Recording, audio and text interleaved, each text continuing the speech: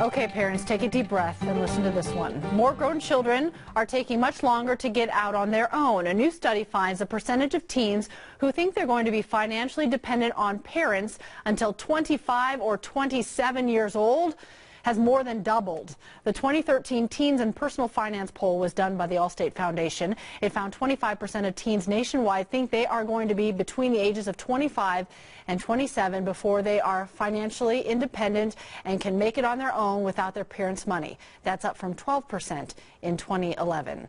This may explain why 33% of teenagers say they do not use any kind of budget. 42% are not interested in using any kind of budget, and more than a quarter of them think budgets are just for adults. Budgets are lame. New housing numbers show that home prices are rising at their fastest pace since 2006, at the height of the bubble.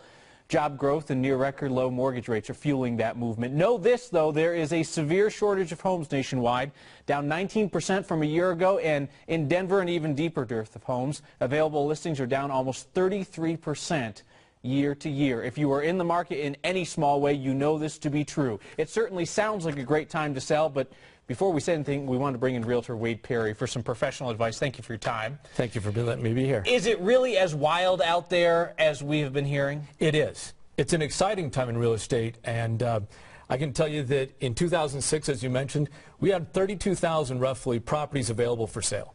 Sounds like a lot, and it is a lot. Today we're looking at just above 6,700.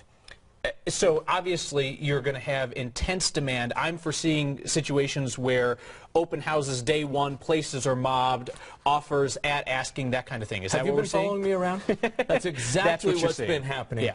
And what that really means for you as a seller is that you're going to face less competition for that next offer. It also, if you look at interest rates right now, we're at 3.5%. Experts are saying 4.5% in a year. That means that buyers can afford more home today than we'll be able to a year from now. So if you're in the market to sell, or you're thinking about selling, and you like the idea of selling in a market where you have to compete against fewer properties and more people can afford your home, this is the ideal time to be on the market. How do you do it smartly? The number one thing you've got to get right is hiring the right professional. There are offers being written with very complex clauses and terminology these days. You cannot afford to go it alone. The best agent for you is going to be the one that not only has expertise in your geographic area, but has a successful track record, but is also one that you communicate well with. You're going to go through a lot together. There's two parties that are diametrically opposed. One wants to sell up here and one wants to buy down here. They're not always going to agree.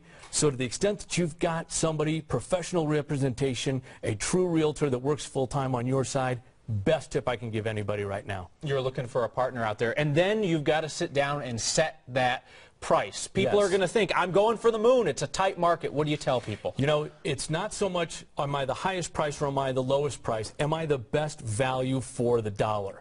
And I think the number one thing to do, as I mentioned earlier, is pair up with the right professional representation for you.